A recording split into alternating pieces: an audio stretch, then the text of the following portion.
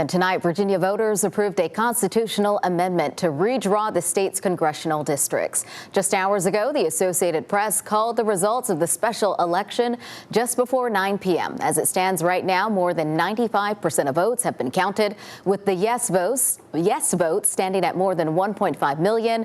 The no votes stand at more than 1.4 million. The passage of this referendum will temporarily reshape Virginia's 11 congressional districts in a way that many analysts say would favor Democrats. 13 News Now spoke with voters earlier today at a Norfolk polling location who noted this push was a result of redistricting changes in other states. President Trump asked Republican-led states to redistrict, and Democrat-led states pushed back. If it had gone on normal, we wouldn't have had to do this. You know, that's a funny thing. If Texas and all these other states hadn't did what they did, this wouldn't be necessary. Ahead of today's special election vote and the results, Representative Jen Kicken said she believes Virginia's current independently drawn districts give Virginians fair representation in Congress. She called the redistricting effort gerrymandering and unconstitutional. Meanwhile, several Democratic lawmakers tonight applauded the results of the special election. In a statement, Representative Bobby Scott said in part, "There is no way anyone should have expected Democrats to sit idly by as Trump and MAGA Republicans participate in an unprecedented power grab."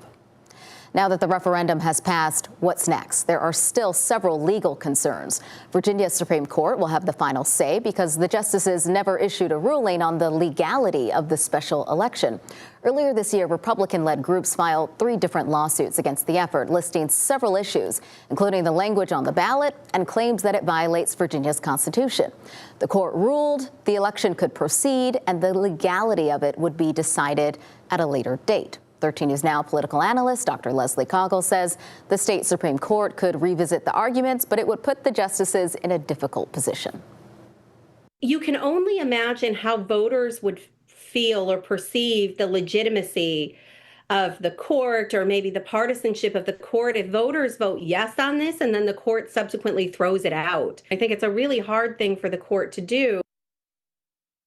There is precedent to redistricting efforts like this. The Supreme Courts of both Texas and California approved similar measures in the middle of an election cycle. Additionally, if Virginia's Supreme Court takes up the lawsuit, they won't have long to deliberate, as early voting for midterm primaries is not far away. Oral arguments for the lawsuits are tentatively scheduled for April 27th.